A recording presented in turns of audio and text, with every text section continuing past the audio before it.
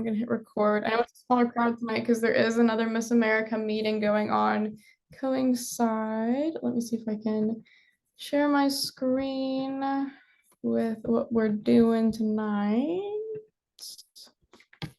Alrighty. Share screen is loading. I want to present full screen, maybe. Yes, please present the whole screen. All right, let me do one more thing really quick. Here we go. Okay, so we're back. Those of you who are watching on the recording, my name is Jessica Tilton. I am your Miss Illinois 2023, and I just got out of the shower. I had my longest day at medical school yet, so I'm keeping my camera off because my hair is still soaking wet, but we are here tonight, and we're talking about evening gown. There's a link on my screen down here. It is, I hope maybe you can see that. Hopefully you can. But if you can't see it, it is a link that is stuck on my screen. I don't know how it is there. It's from my classes, the interface we use to upload all our assignments and everything. So I don't know why that link is there. I'm working on getting it off. So we're just gonna roll with it tonight. So starting off with evening gown, how do you pick the right dress, right? I mean, everyone is going to tell you when you're looking at evening gowns of, oh, you should get this one, or oh, you should get this one. Everyone is going to have an opinion, and it's up to you if you want to take them or not, right? I know people who love my evening gown that I won Miss Illinois in. I know people who absolutely hate it and think it's the worst dress I've ever worn. But do their opinions matter, or does my opinion matter on how I feel in the dress? So you have to always keep that in mind when you're going dress shopping. But some things to kind of help you feel more confident in a dress and kind of narrow down your selection, because it can be super overwhelming when you go into a dress shop and there are a million dresses staring back at you. First is what colors complement your skin tone. You know, when you have a pair of earrings or bracelets, and one is gold, one is silver that you see in the store, and you're like, I don't know which one I should get better. I really love this one, but I feel like this one looks better on me. The one that looks better on you is probably the one that most complements your skin tone. And things that complement your skin tone typically contrast it. So they really pop and allow it to stand out against something else. And that's why it looks so good on you. So this could be the difference between having gold versus silver, different beading and crystals and rhinestones on the dress, having a neutral versus a bold color, or even wearing pastels. Pastels are more of an age thing, though, which we'll kind of get into. So I've got a few different charts that I found online we're kind of going to go through. And this first one over here on the left, it's actually all types of different pearls.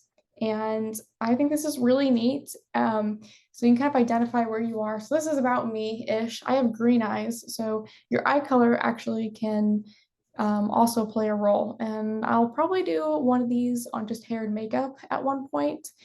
Mainly makeup, so we can look at different eyeshadow colors with different eye colors and see what really makes them pop.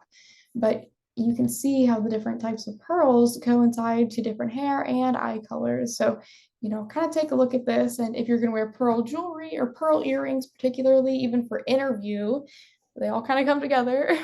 You know, keep this in mind when you're picking out your jewelry, what colors look best on you as well, because that can help you narrow down your choices. Now, does this mean that I don't own, so I'm not supposed to quote unquote wear lavender with this, but does this mean I don't own any lavender pearls?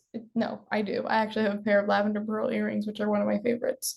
So just because something is on this chart doesn't mean it is, you know, black and white. There is a gray area, and that gray area is what you like and what you feel most confident in. And that's super important. Over here on the right, this is kind of another way to tell what your undertone is. So if you look at your veins, particularly on your wrists, those are the easiest to tell. If you look down, you can see if they're blue, sometimes they're purple and green even. Mine are a little more blue. So that's going to give me this cool undertone. And I do burn easily. If you put me out the sun, I will burn. I do not tan. So as an aside, if you do choose to tan for on stage, make sure you are taking this into account when picking out different colors and stuff like that. Whenever I go dress shopping, I love to be, I'll get a spray tan like I would on stage so I can see how the dress will look with that skin tone, because it is a couple shades darker than how I normally am. And I also do not condone tanning beds. They do have really harsh UV radiation that causes skin cancer. So I always spray tan. That is safe and will not cause skin cancer. So definitely recommend that as an aside. But anyway, so this would be me and identify with cool metals. So this is like your silvers and not your gold. Do I still have gold jewelry? Absolutely. Do I love gold jewelry? Absolutely. But I know I look best in the cool ones. And so this is something that you almost develop over time as well. Like, oh, okay, I love this and this. It doesn't mean it's an end all be all. And here's another just example of that. So this has more of the greenish ones as well. So greenish undertones can really pull off rose gold. And I've seen this on one of my best friends. She has green veins in her wrist, and it actually looks really cool. But she pulls off rose gold, just rose gold, can't talk like no one else can. You also have this picture over here, which divides more so into colors for dresses based on hair color. So we'll get into another picture in a second, but you can see people who are blonde really, really, really pull off most shades of blue, I would say, and a lot of the pastel colors as well. So I have darker hair, so I look better in like more jewel tones, true tone things that are fully saturated, like a hunter green, like an eggplant purple, more of those richer tones as well.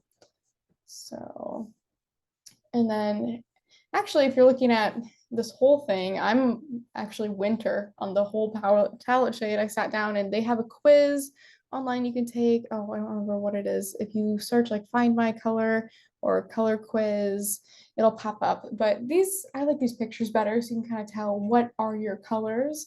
And again, I use this when I'm dress shopping. So for me, I look really, really good in jewel tones. So that's going to be like that really, really dark blue, the really dark green, dark purple, and black, like completely black, and then pure white.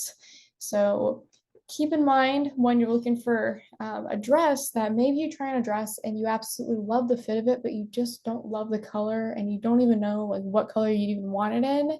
This is a great thing to have, a great tool to have, and I use it all the time when I'm even picking out clothes or ordering a sweatshirt online. I just ordered a sweatshirt in hunter green, which is something that I wouldn't have done a year ago, but when I got it and it came in, people complimented it so much because they're like, "Oh my gosh, it looks so good on you." And it was just a regular sweatshirt, but it's the color. It really brought out my hair and my eyes. And I have a really saturated red winter coat that I wear every year, and people really compliment, like, oh, you look great in this red. And it's no other coat. So that's also a great way to think about like what are your colors? Because when you're able to narrow that down, you not only feel confident, but like this was made for me. And you have that connection with the piece of your wardrobe you're wearing, and the judges can see that. And it's just pushed a little more. So, how do you pick out the right dress? And finding the style that best complements your body type, which we're going to kind of roll through this. And I'm actually going to look at a website and we're going to kind of go through different parts of dresses and stuff like that and get, my actual comments and feedbacks and first opinion on everything so you can kind of hear it as well. But what style represents you is going to be the number one thing that you want in a dress. So if you're really modest, you don't want a high slit. I had a very modest dress for Miss Illinois and I still won. It had a really high neck, went up to my collar and my collarbones, and then it had a deep V that we filled in with mesh and then crystals all in that mesh because I didn't want a low cut dress where you could see anything revealing. That's not who I am. I'm a very modest person when I dress. So even the entire dress at the bottom, there was no slit in it. It was just a column velvet blue dress. And that represented me. And as a miss, I knew that I still needed something that would be form fitting and not a ball gown. The ball gowns traditionally do make people look younger, even pastel colors.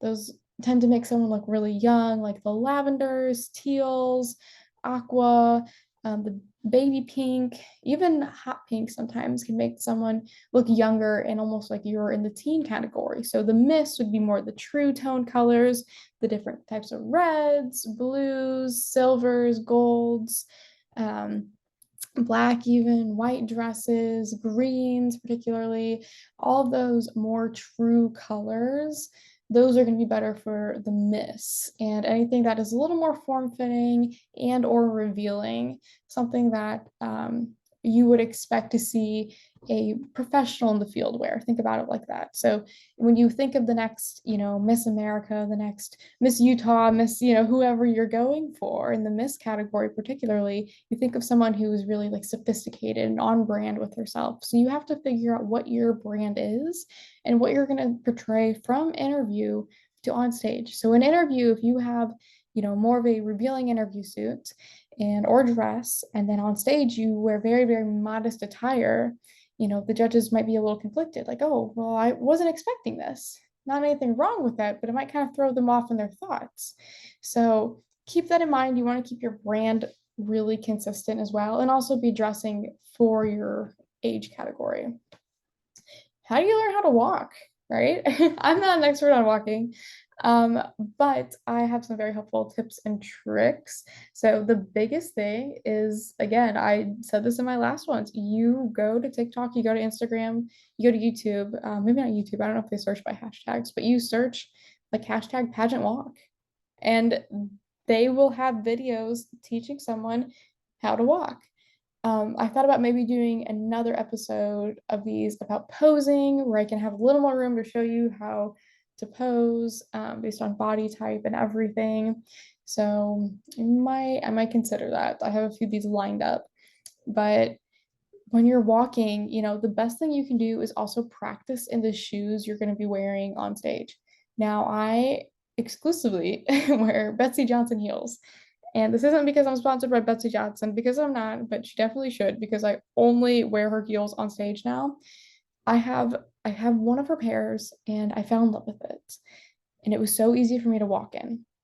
And because of that, I bought that same pair in every single color they had. And now I have one for whatever dress I'm going to wear. And so I learned how to walk in really well in one pair of shoes. And that's the only pair that I'm going to wear on stage now in competition. And I love them. They're so comfortable. They're so easy to walk in. So for one, the best thing that I could teach you is to find that one pair of shoes that is truly comfortable for you. And if you're like, well, I don't even know what my dress is, well, then get a nude pair, a neutral pair. I think it's Diverse Style by Sydney Dion. She was a former pageant girl in, I believe, the Miss New York system, and she now has a wide range of different neutral skin tone color heels that are specifically for pageant girls to wear. And so I have, probably 2, 3 pairs of just nude shoes that I can walk really well in, and they'll go with any dress. So that's, definitely a safeguard of, hey, I can get this in a nude and I'll be able to wear it with any dress. It'll be fine. I'll learn how to walk in it. But YouTube and honestly, just the TikTok videos itself are so, so, so helpful. And get a $7 mirror from Walmart, a full body mirror from Walmart. If you don't have one already, prop it up at the end of a hallway, go in your garage, wherever you have a hard and flat surface, maybe the back porch, wherever it is, and record yourself. Watch it back, watch it in the mirror, see what your arms are doing, see how your shoulders are. Are they rounded? Are they hunched back? Where's your chin? Are you looking down? Are you looking up? Where are your arms? Are they way out away from your body, or are they close next to it? Everything, all these little movements are going to really add up, especially when it's evening gown, because you are the one focal point of the entire stage. So record yourself, watch yourself walk from all angles, watch it back, then watch someone on YouTube or on TikTok that you watched their walk and you thought it was flawless, and compare them. See what was different. Look at your hands. What were your hands doing? What were their hands doing? What were your elbows doing? Where in relation to your body, where are your elbows versus their elbows, right? Where are their arms? Do they attach to their body? Are they far away? Are their shoulders? Are they pushed back? Their chin, how was it? Where were they looking? Where were they placing their feet? Were they one in front of another, walking in a line? Were they side by side? Were they crossing their ankles? Pay attention to all the little things, but make sure that you're practicing and you're comfortable with it. So, and then obviously put on the evening gown and try the whole thing together, but definitely walk in your evening gown before you go on stage. So learn how to walk, add in the evening gown, and then go on stage. Those are the key points here.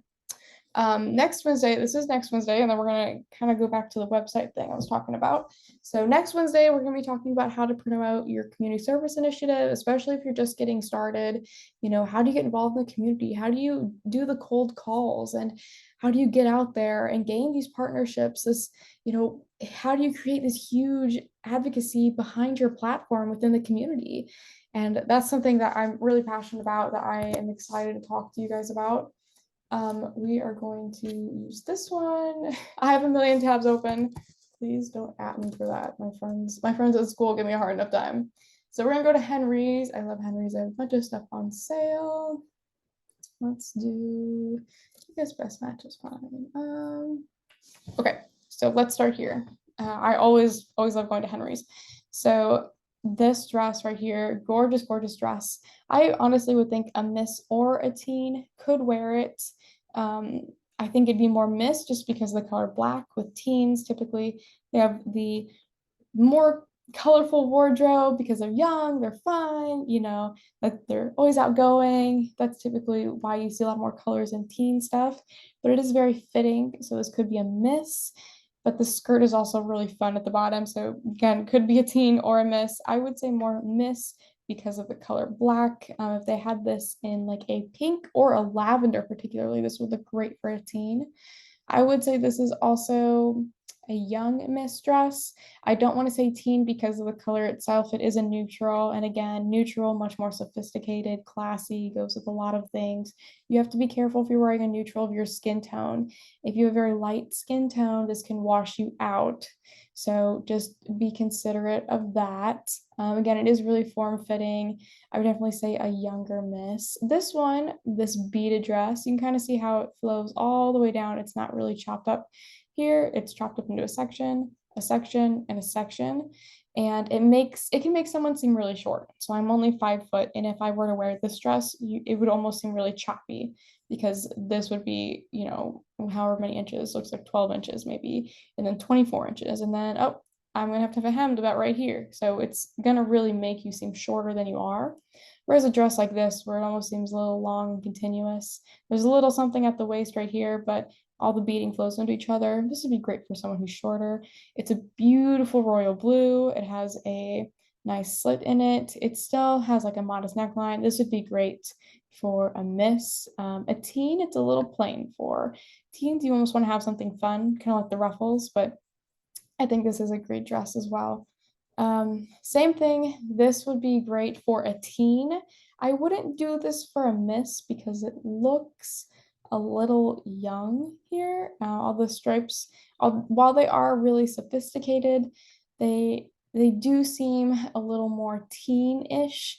Things that are on trend, so patterns, stripes, that would be a pattern, feathers, anything that would be like something that you would think would fade out in a year, that's on trend, and that would be more of a teen style. So if you're a miss and you're wondering how do I know what is on style, what's on trend, think of if you would wear this dress 10 years from now, or if you would wear this dress 10 years ago. If a dress is so timeless that you could answer yes to either of those, then it's a great contender to put on stage. So this one, the cutouts, I feel like those have they're on the verge of fading out. But again, this would be a really good miss dress because it does have that really high slit. You typically don't want to see a higher slit in teens.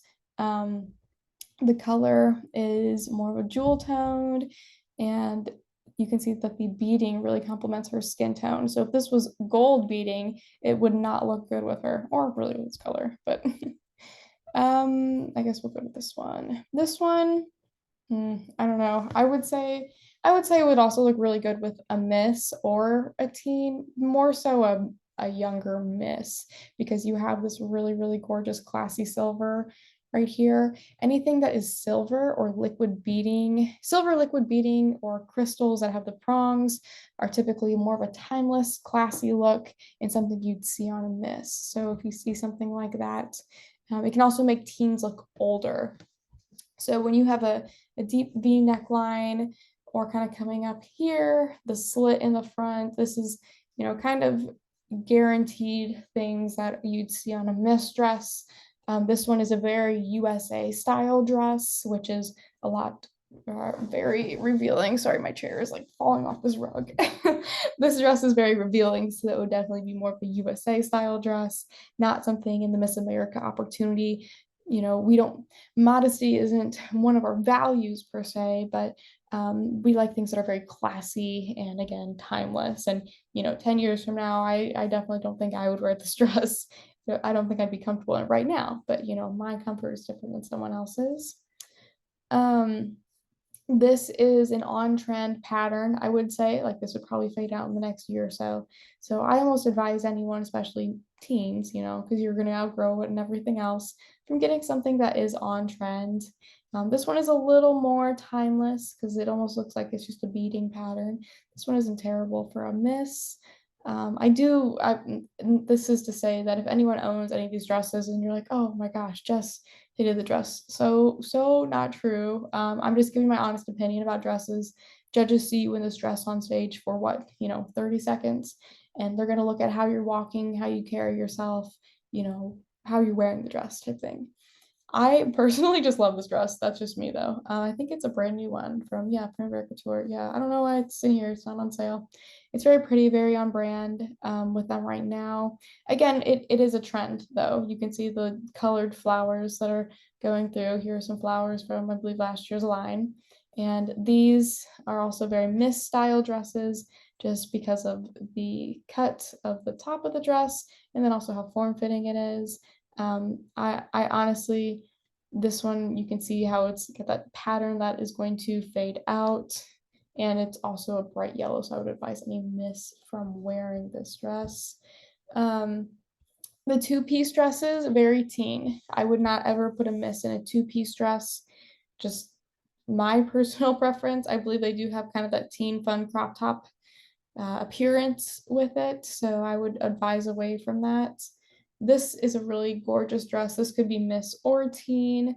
I would argue a younger Miss, but it has the very sophisticated ruching down here and the mermaid fit as well. This, oh my gosh, love this dress. This is a super, super, super classy, timeless Miss dress for competition. Anything that is a solid color, I know can be super boring, but sometimes those really, really classic pieces are what gain the most attention because then we're looking at your walk, we're looking at your arms, we're looking at your facials, we're looking at your hair, and you can have, you know, really fun shoes, really fun earrings with it as well.